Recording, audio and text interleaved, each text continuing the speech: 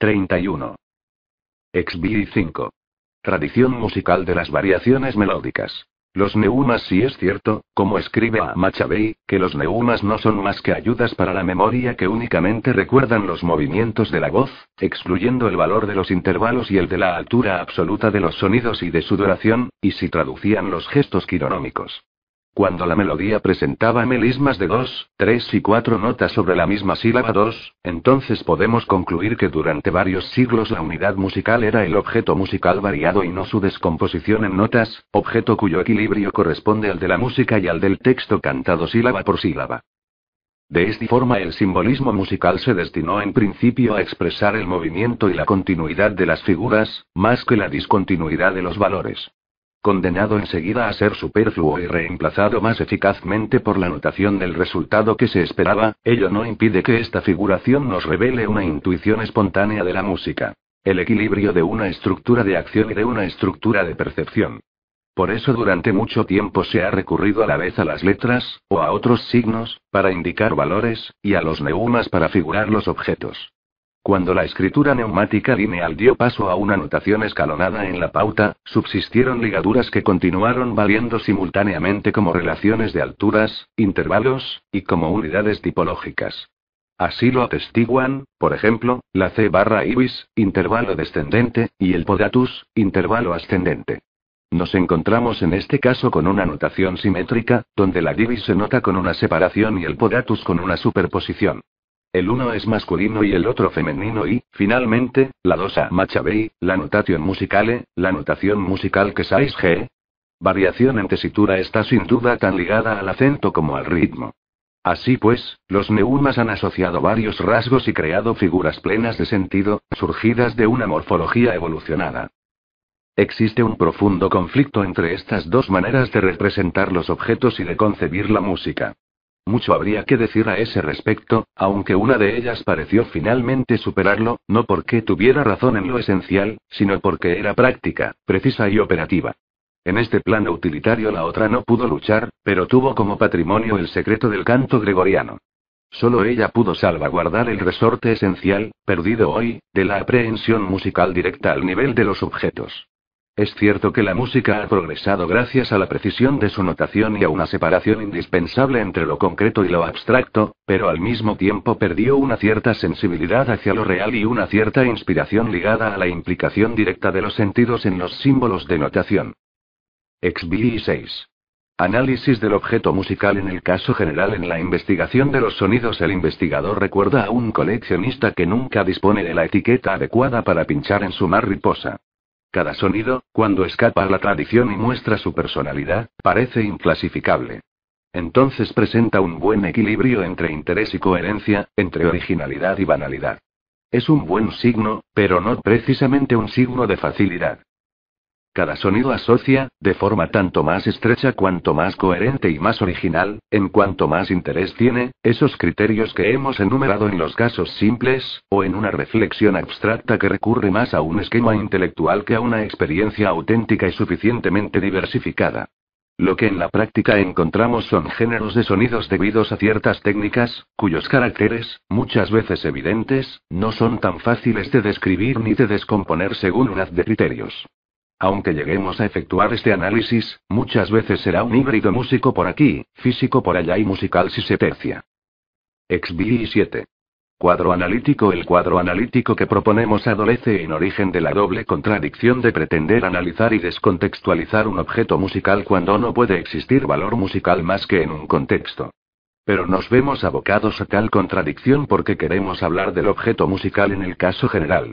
Esta doble contradicción sería inextricable si quisiéramos delimitar la descripción del objeto más general en un cuadro que se pretendiera definitivo.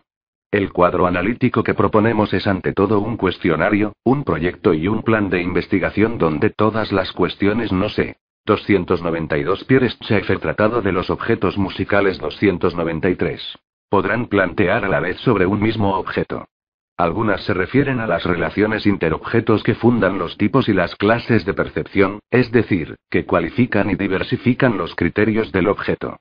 Otras cuestiones se refieren a las relaciones que el objeto puede mantener con las estructuras musicales del campo perceptivo, especies, sabiendo que tratamos, si no con un objeto absolutamente particular, al menos con un género de objeto, comparable en caracteres a los ejemplos tomados de lo concreto. XBI 8. Cuadrícula del cuadro. Recapitularemos en base a 7 criterios, uno por cada línea horizontal, numerados de 1 a 7. Dos de entre ellos, analizados en el capítulo 17, son la masa, línea 1, y el timbre, línea 3, que agrupan rasgos distintivos de sonidos homogéneos. Si en un sonido de masa atómica se distingue sin ambigüedad el timbre de la masa, cuando ésta se complica, el timbre que la corona puede analizarse a su vez y la distinción entre el uno y el otro es menos clara. Ahora bien, nuestra ficha debe ser práctica, y en los casos menos simples se considerará relevante a efectos del criterio de masa propiamente dicho, lo que constituye la parte principal del sonido, es decir, lo que parece que debe emerger o lo que emerge efectivamente en una estructura. Son percibidas como determinantes del criterio de timbre armónico las masas adicionales, no significativas en la estructura, y el halo armónico. Finalmente daremos el detalle de las texturas en la columna de los caracteres del sonido, describiendo el género del sonido que se trate. Encontramos después los 3 criterios de variación. En primer lugar, el criterio dinámico, línea 2, estudiado a propósito de las notas formadas en el capítulo 18, que nos ha llevado a considerar paralelamente en ciertos casos el perfil armónico asociado al perfil dinámico, evolución de la que damos cuenta en las líneas adecuadas además de las variaciones de masa estudiadas en el capítulo precedente, líneas 4 y 5. Finalmente, encontraremos los 2 criterios del mantenimiento, el grano y la marcha, líneas 6 y 7. Estas 7 líneas están cruzadas por cierto número de columnas. La primera es una referencia tipológica, la segunda precisa la naturaleza, clases de criterio, col. 2. De las percepciones musicales que provoca el objeto, la tercera describe las maneras de combinarse en el carácter del objeto, género, col. 3, y, finalmente, las últimas, volviendo a lo abstracto, intentan agotar la descripción del objeto, por referencia al sistema perceptivo de las dimensiones musicales, columnas 4 a la 9, en las diversas especificaciones. 294 Pierre Schaeffer se reconocerá el resultado de las 4 operaciones del solfeo anunciadas en el parágrafo 16, 11. Tras las confrontaciones tipológicas, sector 2, y morfológicas, sector 3, la constatación del género particular, sectores I y segundo, y, finalmente, la evaluación del objeto particular en el campo musical, sector 4. Las 6 últimas columnas se proponen situar y calibrar los criterios, es decir, apreciarlos en su valor medio o diferencial en las dimensiones del campo perceptivo. Los términos sitio y calibre postulan bajo toda clase de reservas la generalización a otros contextos de las percepciones de tesitura y de intervalo. Esta hipótesis continúa siendo dudosa. 3 sectores 1, 2, 3 y 4 del sistema experimental expuesto en el capítulo 13. Schicks pasando a la práctica 19. Del buen uso de un solfeo al esbozar un solfeo generalizado, más allá de las preocupaciones inmediatas de los compositores actuales, nos hemos propuesto 2 aplicaciones. La una concierne a las músicas distintas a la nuestra, antiguas o exóticas, sobre las que mantenemos que el desciframiento actual es malo, grosero y poco fiel, en la medida en que se le aplica el sistema de referencia occidental. La otra se refiere a las músicas para inventar que son claramente el objeto de preocupación de los músicos de esta época. Ha llegado el momento de intentar esas 2 verificaciones. En primer lugar veremos cómo en esta nueva perspectiva puede esbozarse una prospección de las civilizaciones musicales. Después veremos cómo puede explicarse, desde ese punto de vista, la evolución actual y cómo ciertos errores de método se hacen claramente manifiestos. De esta manera, abriendo la visión, pensamos contribuir quizá a liberar la imaginación de los compositores. Antes de continuar, señalemos enseguida una contradicción que queda muchas veces latente en el pensamiento musical contemporáneo. Este considera alternativamente la música de 2 maneras.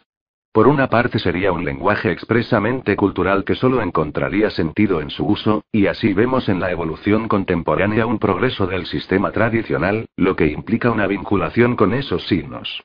Pero, por otra parte, se invoca también la acústica, la fisiología, los parámetros y las curvas de respuesta del oído, es decir, que se postula una razón de ser natural de la música, hallada al nivel de las fórmulas organizativas, matemáticas, o al de las propiedades del sonido. Eso es lo mismo que decir que volvemos al problema central de la esencia de la música. ¿Natural o cultural? Nosotros desde el principio hemos reconocido su dualismo. Shix 2. Intento de prospección de las músicas tradicionales más que una cuenta atrás hacia el pasado a partir del sistema occidental más evolucionado, proponemos un descubrimiento de las músicas de las diversas civilizaciones por su génesis. Podemos en efecto imaginar que se desarrollan a partir de los medios de que dispone el horno barra caber, situado en cada caso en un tiempo y un espacio determinados. Ahora bien, en lugar de desenterrar sus vestigios con la misma atención que ponen los arqueólogos en las vasijas frágiles, los barnices perecederos y las vitrificaciones inciertas, lo que hacemos es remover el campo con un bulldozer que no es otro que el piano, forte, blindado de acero y con carrocería de palisandro. Tan viva es nuestra fe en los propios signos musicales que parece imposible aproximarse a otras civilizaciones, muchas veces ilegibles, de otra forma que no sea a través de ellos, lo que nos lleva a describir su evolución por medio de los tetracordos. Pero los tetracordos no podrían aplicarse más que a las civilizaciones de las que somos filiales y que hicieron en su momento unas elecciones que son las nuestras. Pero puede haber otras. La música debe narrarse por edades. La edad del bambú o de la piel, la de la cuerda de fibra, la edad del bronce y las sonajas. Podemos pensar que la lucha no era entonces tan desigual entre los sonidos de altura determinada y los sonidos complejos, y que, en consecuencia, la música concreta no es un camino tan malo para la vuelta a las fuentes. Terminaremos por descubrir que la música que tan impropiamente bautizamos como tradicional es prácticamente contemporánea de la edad tecnológica moderna, que solo precedió a la era electrónica en algunos siglos. Pero, por el contrario, lo que proponemos nosotros es una aproximación más universal a las músicas. El auténtico análisis debe apoyarse en la confrontación que hemos propuesto de los sonidos en clases, géneros y especies, planteando en primer lugar la cuestión de la elección histórica de una clase de percepciones dominante frente a un género de sonidos practicados. Encontraremos en estado naciente el descubrimiento de uno o varios juegos de valores, frente a un determinado carácter de lo sonoro que los produce. Y así explicaremos fácilmente que las civilizaciones toscas, que no han podido desarrollarse en el sentido armónico a falta de registros seguros que reposaran en una refinada instrumentación, se hayan orientado no solo hacia el ritmo, sino también hacia los sonidos evolutivos y los sonidos complejos, en resumen, todos los objetos descritos en nuestra tipología. El examen de las músicas exóticas hace aparecer también dos estados principales de los objetos, o al menos para algunos de ellos, el doble recurso tanto al continuo como al discontinuo. Pero así se toma la revancha. Nos resulta muy difícil apreciar en estas músicas tanto los sonidos cambiantes de un grado a otro, como las notas intermedias que son falsas en nuestra lengua materna, aunque de manera exquisita, y que los autóctonos no oyen con nuestros oídos. Nuestra notación, discontinua en grados y duración, de este lenguaje pasaría al lado de lo esencial, concediendo importancia a lo que no la tuviera, y viceversa. La cuestión no es transcribir estos lenguajes a nuestro alfabeto, sino descubrir las funciones de sus propios objetos musicales y la organización original que ellos determinan. Ni decir que se trata de criterios variables, de trayectos y de una dialéctica particular del campo receptivo, que desarrolla culturalmente entre los que practican esta música una determinada relación cultural. Shix 3. Las escalas de valores nos habíamos prometido no abordar, por no estar suficientemente preparados, un tratado consagrado únicamente a la descripción del objeto y las escalas de valores. Y de hecho nos encontramos en presencia de un fuerte desequilibrio entre la atención concedida a algunas de ellas, tema central de apasionadas discusiones, y el descuido con que han sido tratadas otras, ya que ciertos valores ni siquiera son reconocidos, y aún menos las relaciones que les proporciona su campo perceptivo. Así pues, hemos quedado cogidos entre dos fuegos. El exceso de competencia de los músicos occidentales para la escala llamada cromática y nuestra incompetencia frente a las que solo podemos entrever. Lo importante, sin embargo, es observar la pluralidad de las escalas y denunciar la tendencia a alinearlas dentro de la escala de grados, como si fuera el modelo tanto natural como cultural de las otras. Esta tendencia es aún más absurda al coincidir históricamente con el abandono del diatonismo. Esforcémonos al menos en este capítulo en desbrozar un terreno donde se acumulan problemas distintos generalmente entreverados. Distinguiremos el fenómeno natural de los principales grados armónicos, el fenómeno cultural de las escalas que tienen ahí su fuente, el sistema de referencia constituido por esas escalas. Excluyendo de nuestro propósito la consideración de las reglas armónicas, deducidas, por otra parte, de todo lo anterior. Tal programa se parece mucho a los que han sido expuestos por personas más competentes que nosotros. No se trata en ningún caso de pretender abordar de nuevo la cuestión, sino únicamente de intentar un breve sondeo de los fundamentos naturales y delimitar el alcance de las músicas de alturas tónicas. Nos contentaremos con examinar la posible génesis de la escala diatónica. De hecho, solo podemos extrañarnos ante la división, cada vez más acentuada entre músicos que, con la misma buena fe, parecen haberse instalado definitivamente en uno u otro de los partidos contrarios a propósito del problema de la consonancia 2. 1. Especialmente J. Chailley, Formation el Transformation du langage musical, formación y transformación del lenguaje musical. 2. Solo algunos investigadores aislados se esfuerzan en tender una pasarela sobre este abismo Costere, Mortel Transfiguration de la Harmonie, Muerte y Transfiguración de la Armonía, Puff. Sin compartir los postulados y conclusiones de este autor, reconozcamos en él una orientación muy necesaria de la investigación.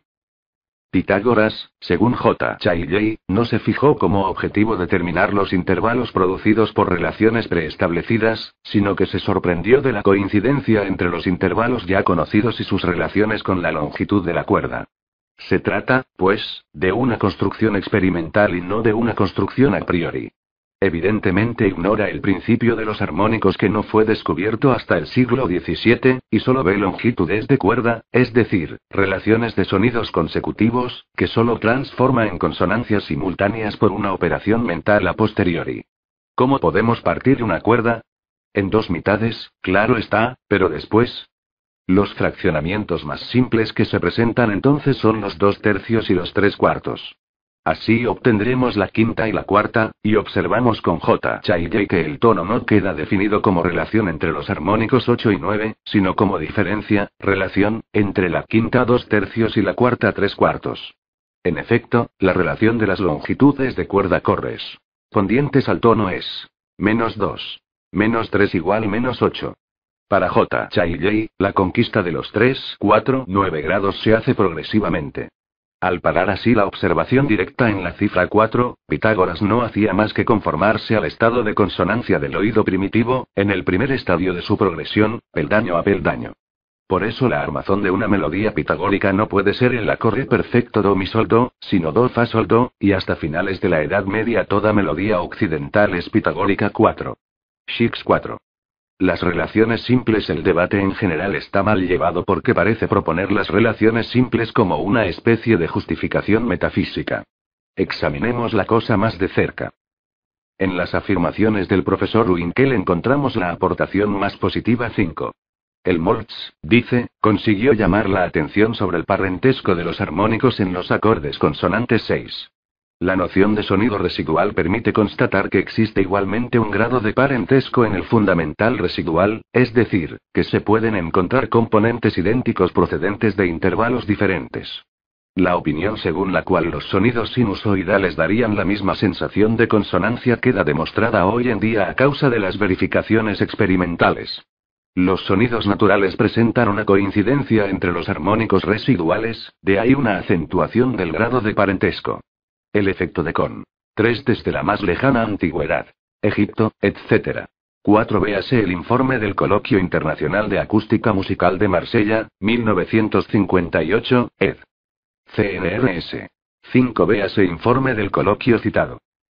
6. Helmholtz clasificaba así los intervalos según su grado de consonancia, basándose en el número y la proximidad de sus armónicos comunes. Octava, 2, 1, decimosegundo, 3, 1, quinta justa, 3, 2, cuarta justa, 4, 3, sexta mayor, 5, 3, tercera mayor, 5, 4, tercera menor, 6, 5, sexta menor, 8, 5.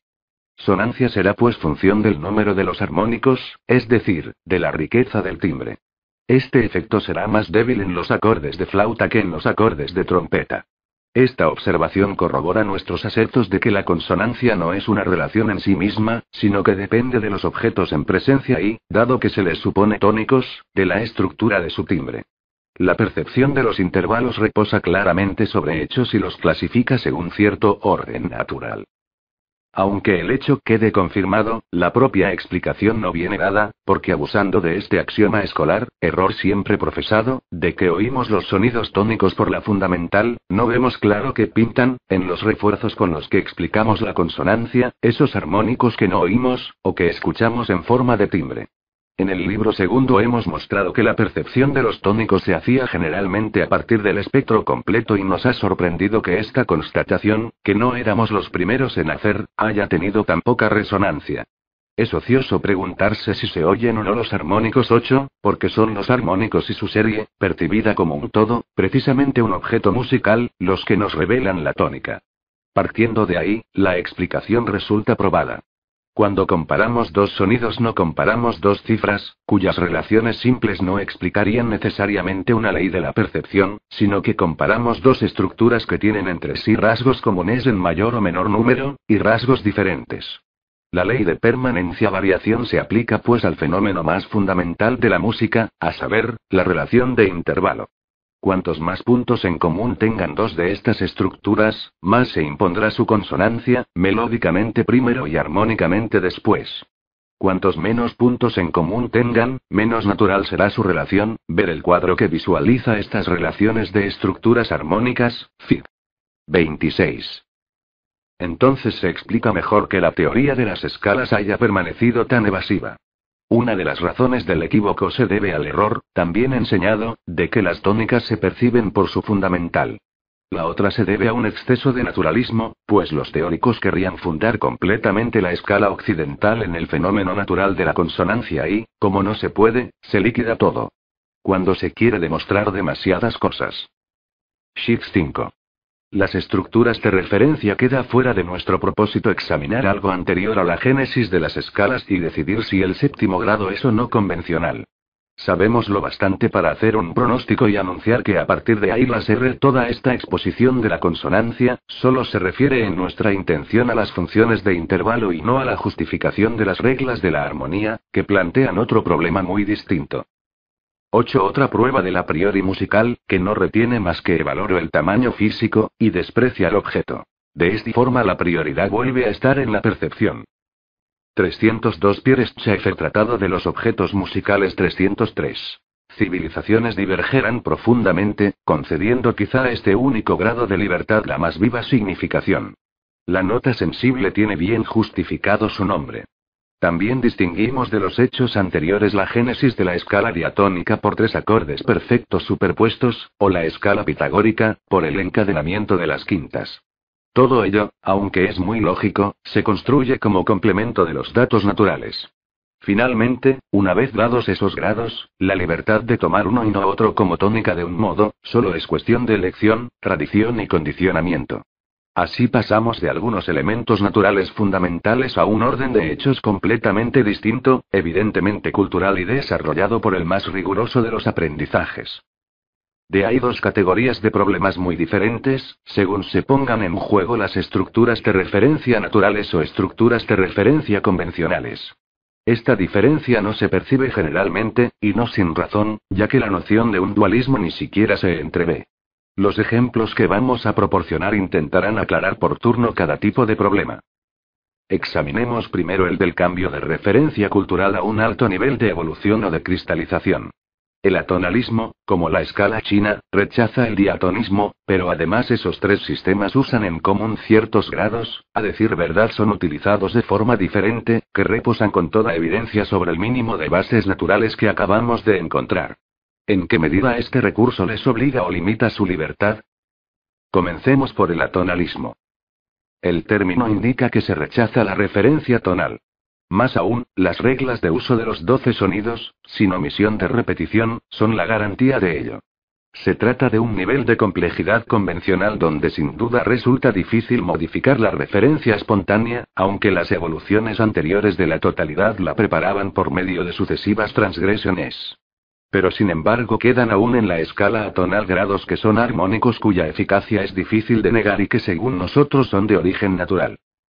El recurso al valor de los intervalos está, por otra parte, implícito en la música atonal. Por ejemplo, en la génesis de las series obtenidas por inversión. De esta forma se abren dos vías para el atonalismo. La una consiste en reincorporar fuera del diatonismo las funciones de intervalo y la otra en anularlas pasando insensible y como inconscientemente de las alturas distintas, tónicas, a bloques sonoros que responden a nuestra definición de masa compleja y que ya no permiten oír las relaciones cromáticas. Entre ambas hay músicas de paso y equívocos entre las relaciones de intervalos y las gradaciones, no los grados, de un registro de alturas que presenta el mismo género de matices que el de las intensidades. 9. La desaparición del diatonismo ha marcado el final de esta impregnación de las afinidades naturales de octava, quinta y cuarta. De ninguna manera, y es fácil demostrar, pues la sensibilización de los músicos más revolucionarios de hoy, es tal que conducen sus músicas como si ellos hubieran impuesto esa ley. Costere, Otfit. P. 68. A continuación siguen ejemplos sacados de Stockhausen, Boulez, etc. Veamos un ejemplo sorprendente del equívoco o la contradicción entre la manipulación y el rechazo simultáneos del registro armónico.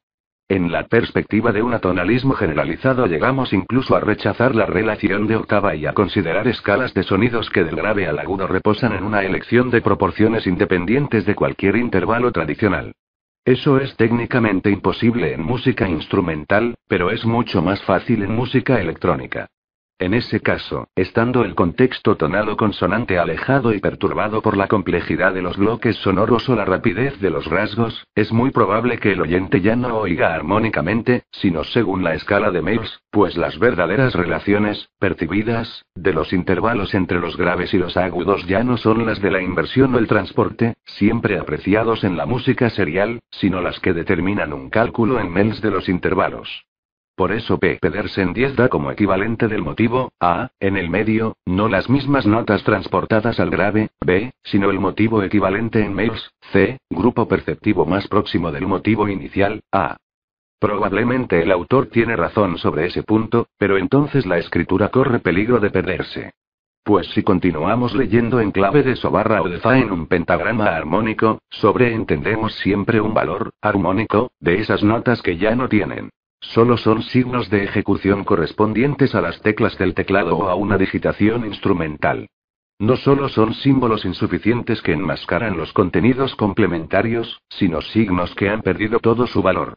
Pero aunque el físico se niega con la mayor firmeza a escribir ciertos decimales cuando solo conoce su valor aproximado, el músico debería rechazar como una falsa moneda los signos que ya no corresponden a lo que se oye, ni siquiera las relaciones que pretende determinar. A. Fi.